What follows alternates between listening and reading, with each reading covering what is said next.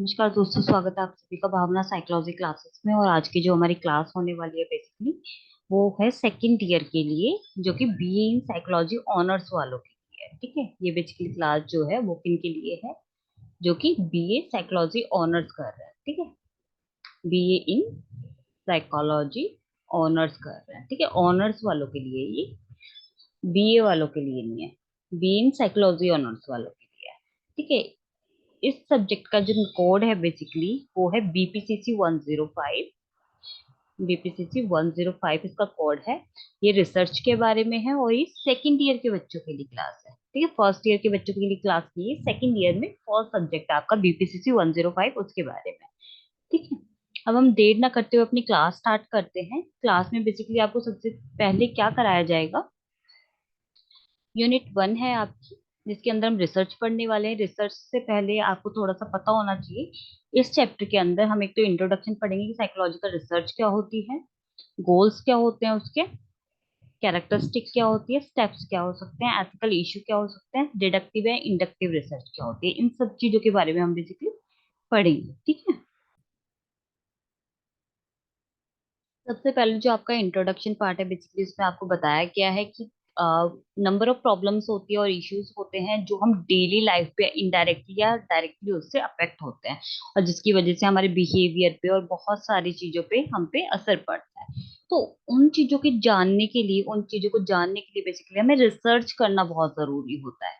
Research क्या होता है बेसिकली, कि जो भी प्रॉब्लम्स आ रही है वो किन वजह से आ रही है उनके बारे में खोज करना, इन्वेस्टिगेशन करना रिसर्च कहलाता है। तो रिसर्च की एक हमारी बहुत ही सुंदर सी डेफिनेशन दी गई है, डिफरेंट डिफरेंट लोगों के द्वारा दी गई है। हम देख लेते हैं।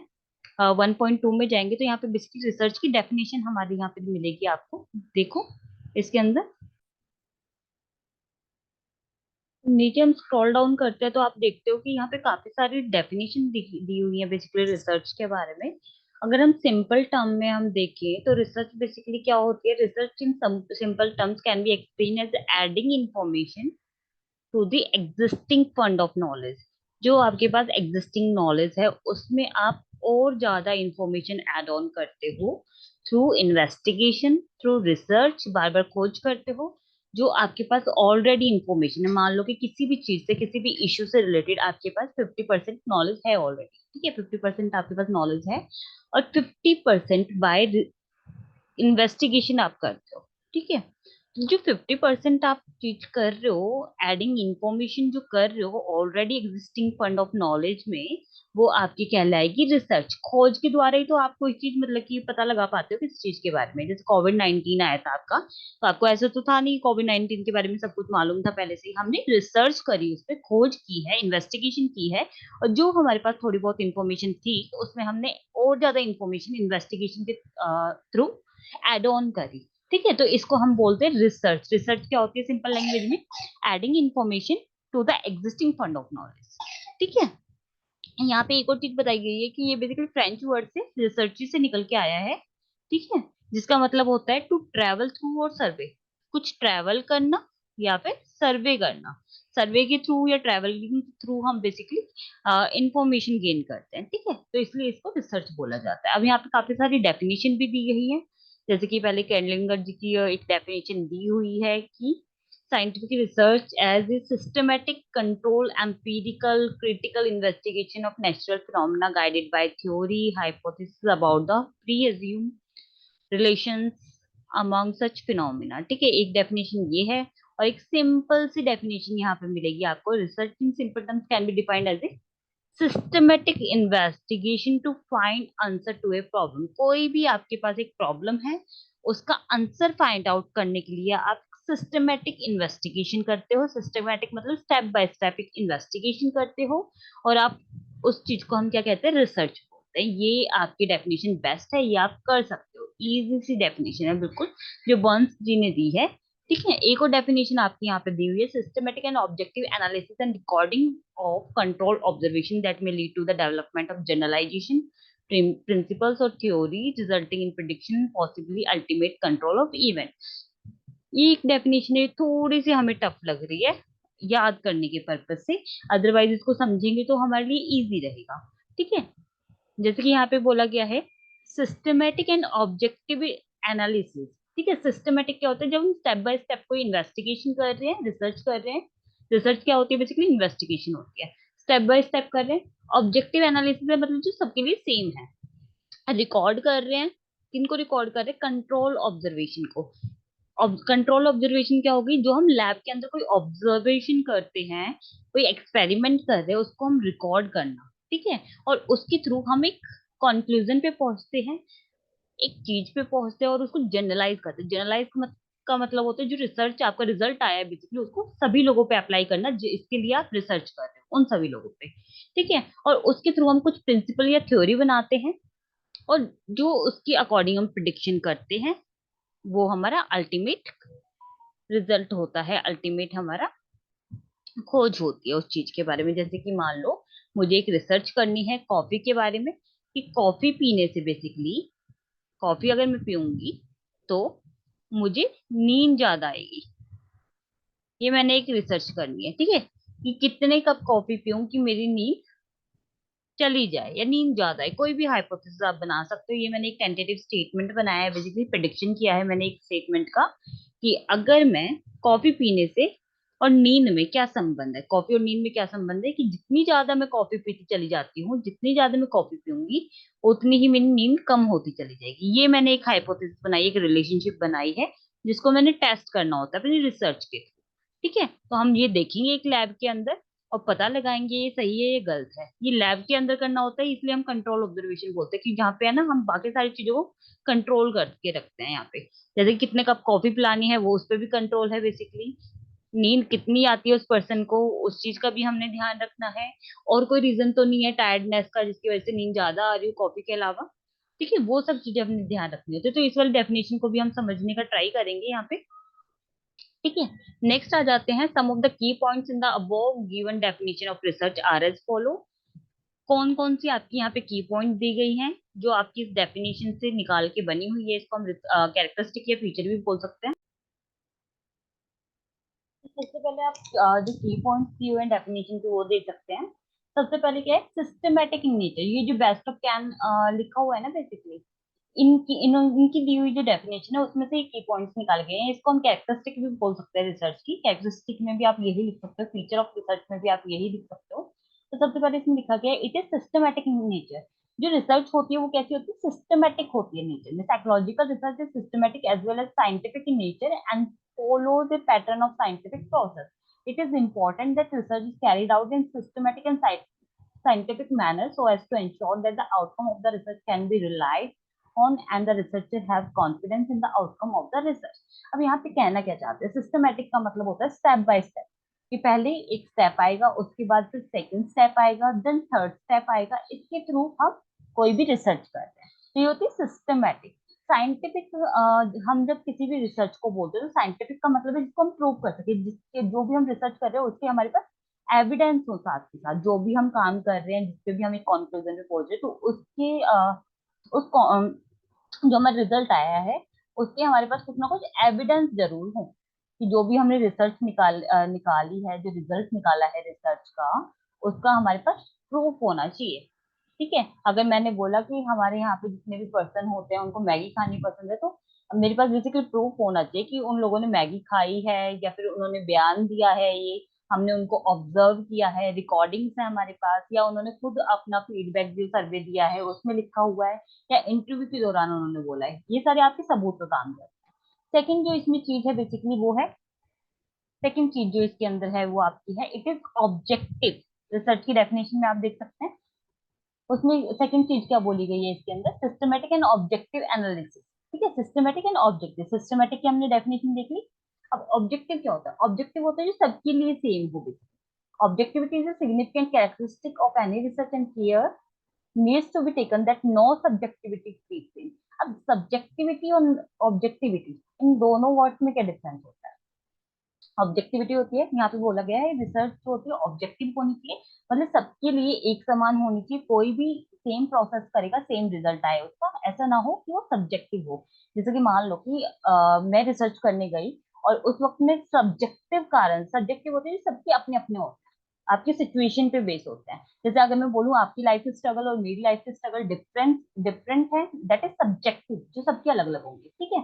ऑब्जेक्टिव सबके लिए सेम होते हैं, जैसे मैं बोलूँ कि अगर नेट का एग्जाम होता है वो सबके लिए सेम होता है, दैट इज ऑब्जेक्टिव। ठीक है, तो जो रिसर्च है वो ऑब्जेक्टिव होनी चाहिए, ऐसा नहीं कि वो सब्जेक्टिविटी से प्रभावित हो, ऐसा नहीं होना चाहिए कि आप जो रिसर्च कर रहा था वो परेशान था और उन्होंने मतलब कि मिस्टेक कर दी और उसके अकॉर्डिंग अपने अकॉर्डिंग उन्होंने रिजल्ट निकाल दिया, या अपने सिक्स सेंस पे बेस या अपनी मतलब कि एक्सपीरियंसेस की बेस पे उसने रिजल्ट निकाल दिया, ऐसा नहीं होना चाहिए कि वो किसी चीज से प्रभावित था और उस कम्युनिटी के बारे में जैसे रिसर्च कर रहा था तो उसने हमेशा नेगेटिव किया क्योंकि उसका एक्सपीरियंस उनके साथ अच्छा नहीं रहा है, ऐसा नहीं होना चाहिए। तो सब्जेक्टिव बिलीफ जो होते हैं ना आपकी रिसर्च को इंटरफेयर ना करे, ये आपने ध्यान रखना है, ऑब्जेक्टिविटी मेंटेन करके चलनी है, सबके लिए सेम होनी चाहिए रिसर्च, एविडेंस की बेस पे होनी चाहिए। ठीक है, ऐसा नहीं होना चाहिए। देन ऑब्जेक्टिव होना चाहिए नीचे रिसर्च का। Then it takes answer to certain problem, जो रिसर्च की जाती है वो किस लिए की जाती है, ताकि जो हमारी प्रॉब्लम है करंट में उसका आंसर हमें मिल जाए। ऐसा नहीं होना चाहिए कि हमने कोई रिसर्च किया और हमें आंसर नहीं मिल रहा उसका, तो उस रिसर्च का कोई फायदा है नहीं बेसिकली। ठीक है, उस रिसर्च का कोई फायदा नहीं है अगर हमने कोई ऐसी रिसर्च की जिसका हमें आंसर नहीं मिल रहा हो। तो जो रिसर्च होती है वो कैसी होनी चाहिए, वो एक आंसर दे हमें स्पेसिफिक प्रॉब्लम का, ऐसी एक रिसर्च होनी चाहिए बेसिकली। ठीक है, देन फोर्थ पॉइंट हमारा है, with the help of research generalization can be made and theory and principle can also be developed। ठीक है, जब हम रिसर्च करते हैं तो उसके बेस पे हम क्या करते हैं, जनरलाइजेशन करते हैं या थ्योरी और प्रिंसिपल डेवलप करते हैं। जैसे कि मान लो एक रिसर्च हुई, जैसे मैंने आपको बताया कॉफी पे और स्लिप पे हमने एक रिसर्च किया। ये हमारे दो वेरिएबल्स हैं, वेरिएबल्स क्या होते हैं वो भी बताऊंगी आपको डिटेल में। कॉफी और स्लिप आपके दो वेरिएबल्स हैं कि कॉफी हम जितना ज्यादा पियेंगे नींद उतना ज्यादा कम आएगी, नींद उतनी ज्यादा प्रभावित होती जाएगी, नींद उतनी कम आएगी। 4 कप कॉफी पियेंगे तो 2 घंटे की नींद हमारी गायब हो जाएगी, 2 घंटे कम सोएंगे। ये मैंने एक रिसर्च किया है, तो इसके बेस पे ये मैंने मान लो कि रिसर्च किया दिल्ली के लोगों पे। ठीक है, मेरे को करनी थी दिल्ली के लोगों पे रिसर्च, और मैं मान के चलती हूँ कि हमारी दिल्ली की पॉपुलेशन 10 लाख है। मान रही हूँ, मुझे पता नहीं है एग्जैक्टली कितनी है, ठीक है, आंकड़ों पे मत जाना। तो 10 लाख जो पॉपुलेशन है उस पे से अब मैं पूरे पे तो करूंगी नहीं, ऑब्वियस सी बात है, मेरे पास इतना पैसा नहीं है, इतना टाइम नहीं है, रिसर्च मुझे जल्दी करनी थी, मेरे पास टाइम लिमिटेड है, तो मैंने क्या किया, 10 लाख लोगों पे ना करके मैंने कर दिया यहाँ पे 10,000 लोगों पे, 10,000 लोगों पे मैंने रिसर्च की। और ये 10 लाख लोगों पे ना करके 10,000 लोगों पे जो मैंने रिसर्च किया ना, इसको हम कहते हैं सैम्पलिंग। और ये हमारा सैंपल है बेसिकली, जो 10,000 पीपल है जिन पे मैं रिसर्च कर रहा हूँ। इन पे मैंने रिसर्च की और मैंने ये फाइंड आउट किया कि अगर मैं 4 कप कॉफी पिलाती हूँ तो 2 घंटे की स्लीप आपकी कम हो जाती है किसी भी पर्सन की। ठीक है, अगर मैं 2 कप कॉफी पिलाती हूँ तो 1 घंटे की नींद कम हो जाती है किसी भी पर्सन की। तो ये मैंने एक थ्योरी बना दी कि अगर आप 2 कप कॉफी पियोगे तो आपकी कम से कम अप्रोक्स 1 आवर की नींद आपकी कम हो जाएगी 2 कप कॉफी से। ये मैंने एक थ्योरी बना दी या प्रिंसिपल बना दिया, ठीक है, एक थ्योरी बना दी मैंने। ठीक है, अब इसके थ्रू, इस रिजल्ट के थ्रू मैंने क्या करना है, जनरलाइजेशन करना है। जनरलाइजेशन का मतलब क्या होता है कि बाकी जो 10 लाख लोग हैं ना, 10,000 पे तो मैंने किया, बाकी जो 9 लाख और 90,000 लोग हैं उन पे भी ये चीज अप्लाई होगी, क्योंकि मैंने इन्हीं लोगों में से एक सैंपल लिया था, 10,000 लोग लिए थे जिन पे मैंने रिसर्च की। तो बाकी लोगों पे जो अप्लाई करते हैं ना, जो हमने एक रिसर्च निकाली, एक थ्योरी बनाई कि 2 कप कॉफी से 1 घंटे की नींद प्रभावित होती है, 1 घंटे की नींद कम होती है। अब ये बाकी 10 लाख लोगों पे भी अप्लाई होती है, सारे के सारे 10 लाख लोगों पे अप्लाई होगी, तो जो 9,90,000 बचे थे उन पे भी ये चीज अप्लाई हो गया। इस चीज को हम बोलते हैं जनरलाइजेशन। ठीक है, तो ये बेसिकली आपकी कुछ की पॉइंट थे जब हम साइकोलॉजिकल रिसर्च के बारे में पढ़ते हैं कि साइकोलॉजिकल रिसर्च क्या होती है, रिसर्च क्या होती है, उसके बारे में पढ़ते हैं। तो उसमें से कुछ की पॉइंट निकल के आए, तो बेस्ट एंड कैन की भी आप डेफिनेशन जो है वो लर्न कर सकते हैं, जिसमें ये की पॉइंट है कि ये सिस्टमेटिक होती है नेचर में, ऑब्जेक्टिव होती है, और किसी क्वेश्चन की, किसी प्रॉब्लम का आंसर दे, ये रिसर्च हमें ऐसी होनी चाहिए। और साथ में रिसर्च के थ्रू हम जनरलाइजेशन कर सकें या कोई थ्योरी या प्रिंसिपल ये डेवलप करें। ये कुछ हमारे पास क्या थे, की पॉइंट थे बेसिकली रिसर्च के बारे में। अब गोल क्या हो सकते हैं, हमारे लक्ष्य क्या हो सकते हैं साइकोलॉजिकल रिसर्च की, क्यों हम साइकोलॉजिकल रिसर्च रिसर्च करते हैं, क्या लक्ष्य हम मान के चलते हैं इसके लिए। ठीक है, एंड यहाँ पे लिखा है the main goal of psychological research is to comprehend human and animal behavior, and the more the researcher are able to decipher human behavior, the more it will benefit the society in general and individual in specific. For example, developing a better understanding about aggressive behavior among your youth can help develop suitable intervention. अब यहाँ पे ना कुछ गोल दिए गए हैं psychological research के। Psychological research का लक्ष्य क्यों है, क्यों की जाती है बेसिकली। तो फर्स्ट, ह्यूमन बिहेवियर को डिस्क्राइब करने के लिए की जाती है। जब हम रिसर्च करते हैं तो हमें हेल्प मिलती है ह्यूमन बिहेवियर को समझने के लिए। तो यहाँ पे फर्स्ट गोल आपका हो गया डिस्क्रिप्शन। फर्स्ट गोल क्या है, description. This is one of the prominent goal of research that involve description of behaviour in A systematic manner. जब हम रिसर्च करते हैं तो हम किसी भी इंसान के बिहेवियर को, ह्यूमन बिहेवियर को हम डिस्क्राइब कर सकते हैं। डिस्क्राइब करने का मतलब है कि कोई भी इंफॉर्मेशन जो होती है वो प्रॉपर तरीके से दी जाए। डिस्क्रिप्शन का मतलब क्या होता है बेसिकली, डिटेल में एग्जैक्टली जो हुआ है वही, उस सिचुएशन में जो हुआ है एग्जैक्टली वही बताया जाए। ऐसा नहीं है इधर उधर की इंफॉर्मेशन आपने बतानी है। कोई भी इवेंट हुआ है तो वो क्यों हुआ है, कैसे हुआ है, वहां क्या क्या था, कोई भी सेफ्टी आपकी दी गई थी नहीं दी गई थी, वो सब कुछ आपने एग्जैक्टली डिफाइन करना है, एग्जैक्टली डिस्क्राइब करना है जैसे कि हुआ। तो यहाँ पे हम क्या बोलते हैं, डिस्क्रिप्शन में हमें डिस्क्राइब करना होता है एज इट इज। ठीक है, जैसे पैराफ्रेजिंग करते हैं ना, एज इट इज हमने डिस्क्राइब करना होता है, एज इट इज डिस्क्राइब करना होता है, या फिर हम बोल सकते हैं हमने एग्जैक्टली डिस्क्राइब करना होता है। एज इट इज डिस्क्राइब करने के लिए या एग्जैक्टली जो चीजें हुई है उसको डिस्क्राइब करने के लिए हम साइकोलॉजिकल रिसर्च करते हैं। सेकंड हमारा होता है गोल एक्सप्लेनेशन, कि कोई भी चीज हुई है तो वो क्यों हुई है, ये जो वाई होता है ना, क्यों हुई है, एक इंसान का बिहेवियर ऐसा है तो क्यों है, ये जानने के लिए बेसिकली हमने रिसर्च करनी होती है। ये भी एक लक्ष्य होता है हमारा, कि कोई भी इवेंट हुआ है तो वो क्यों हुआ है, ये जो वाई होता है ना, वाई को जानने के लिए, वो एक्सप्लेन करने के लिए, कि वाई जो होता है कि क्यों हुआ है, कोई भी चीज हुई है तो क्यों हुई है, क्यों हुआ है, मुझे गुस्सा आया तो क्यों आया है। ठीक है, वो एक्सप्लेनेशन। Then prediction. प्रिडिक्शन एक हमारा अगला गोल है, कि कोई भी इवेंट हुआ है तो वो आज अगर हुआ है, इस सर्टेन सिचुएशन में हुआ है, तो आगे भी अगर ऐसी कोई सिचुएशन आएगी तो हम प्रिडिक्ट कर सकते हैं कि नेक्स्ट टाइम भी वो इंसान यही बिहेव करेगा। प्रिडिक्शन करना बेसिकली किस चीज के बारे में, फ्यूचर इवेंट के बारे में, उसके लिए हम साइकोलॉजिकल रिसर्च कर सकते हैं।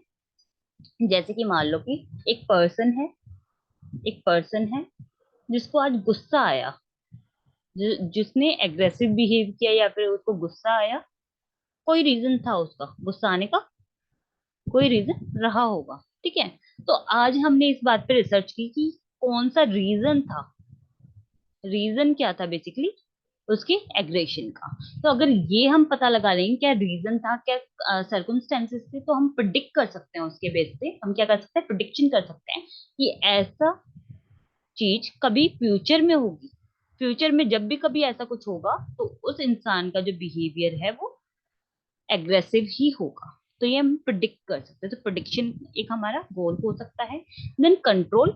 कंट्रोल क्या हो सकता है, control is also an objective of research which involve bringing about A change in the behaviour with the help of suitable intervention strategy. कोई भी इवेंट हुआ है उस पर कंट्रोल करने के लिए बेसिकली हम क्या कर देते हैं, रिसर्च कर लेते हैं। मान लो कि कोई इवेंट ऐसा हुआ है जो मैं नहीं चाहती कि हो फ्यूचर में, जैसे मान लो कि अर्थक्वेक आया है किसी वजह से, अब वो सिचुएशन मेरे कंट्रोल में हो सकती है, या उसको हम कंट्रोल में कर सकते हैं। तो बेटर है ना कि उस सिचुएशन को कंट्रोल में करो, बजाय कि वो कुछ भी गड़बड़ हो जाए। ठीक है, या फिर मान लो कि एक पर्सन का बिहेवियर है वो अच्छा नहीं है, लेकिन हम उसको कंट्रोल कर सकते हैं। तो उसको कंट्रोल करने के लिए भी हम साइकोलॉजिकल रिसर्च कर सकते हैं कि हाँ इन सर्कमस्टेंसेस में उस पर्सन का बिहेवियर ऐसा नहीं होगा, एग्रेसिव नहीं होगा, तो हम ऐसे सर्कमस्टेंसेस पैदा ही ना होने दें। जैसे प्रिडिक्शन की कि सेम सर्कमस्टेंसेस फ्यूचर में आएंगे तो वो पर्सन सेम वैसा ही बिहेव करेगा, एग्रेसिव बिहेव करेगा, तो ऐसे आप इवेंट आने ही मत दो, या उसकी काउंसलिंग कराई जाए कि वो ठीक हो जाए, कि वो एग्रेसिव बिहेव ना करे। तो हम साइकोलॉजिकल रिसर्च के थ्रू बेसिकली कंट्रोल कर सकते हैं ऐसी चीज पे। ठीक है, तो कंट्रोल भी हमारा एक ऑब्जेक्टिव है। Then application. एप्लीकेशन बेसिकली क्या होती है, inferences can be drawn based on the result obtaining by carrying out the research and this can be applied for problem solving as well as decision making। कि जो भी psychological research हम करते हैं उससे एक हमारा रिजल्ट निकलता है, बेसिकली क्या निकलता है, रिजल्ट निकलता है। रिजल्ट कुछ भी हो सकता है कि हमने कोई भी सिचुएशन कैसे कंट्रोल करनी है, किसी को एग्रेशन की प्रॉब्लम है या फिर बहुत ज्यादा एग्रेसिव हो जाता है कोई इंसान, तो उसको कैसे कंट्रोल किया जा सकता है ऐसी चीज को, या कैसे मैनेज किया जा सकता है उसके इमोशन को। तो ये सारी जो हमारी थ्योरी डेवलप होती है साइकोलॉजिकल रिसर्च के बाद, उसको हम अप्लाई कर सकते हैं डिफरेंट डिफरेंट जगह पे, है ना। तो अप्लाई करने के बाद क्या होगी, जो प्रॉब्लम होंगी वो सॉल्व हो जाएगी। या डिसीजन मेकिंग के लिए भी कोई हमें डिसीजन लेना है, कोई थ्योरी बनानी है, उसके लिए भी हम उस चीज को यूज कर सकते हैं। तो ये बेसिकली आपकी क्या हो गए, ये गोल्स हो गए साइकोलॉजिकल रिसर्च के बेसिकली आपके, ठीक है। नेक्स्ट चीज इसके अंदर क्या हो सकती है, कैरेक्टरिस्टिक हो सकती है आपके रिसर्च के लिए। आज के लिए बेसिकली इतना ही काफी रहेगा, बाकी हम जो कल की क्लास करेंगे उसमें हम कैरेक्टरिस्टिक ऑफ साइकोलॉजिकल रिसर्च करेंगे, और अपना एक और टॉपिक इसमें इंक्लूड करेंगे कैरेक्टरिस्टिक ऑफ साइकोलॉजिकल रिसर्च के अलावा भी हम दूसरा टॉपिक जो इन्वॉल्व करेंगे इसमें वो है स्टेप्स इन रिसर्च प्रोसेस। बहुत ही इंटरेस्टिंग प्रोसेस है बेसिकली, जो हमारा बार बार आता है एग्जाम में। तो अगर आपको आज की क्लास पसंद आई हो, अपने जानने वालों के साथ आप शेयर कर सकते हैं, जो बेसिकली साइकोलॉजिकल ऑनर्स कर रहे हैं, बीए इन साइकोलॉजी ऑनर्स में सेकंड ईयर में हैं, उनके साथ आप ये क्लासेस शेयर कर सकते हैं। आप मेरे चैनल को सब्सक्राइब कर सकते हैं कि जब भी मैं नेक्स्ट वीडियो डालूं, नेक्स्ट क्लास डालूं, तो आपको नोटिफिकेशन मिल जाए। आप देखो, शेयर करो, लाइक करो, और अगर आपको पसंद आए तो अपने दोस्तों को भी प्लीज शेयर कीजिएगा। धन्यवाद। Thank you.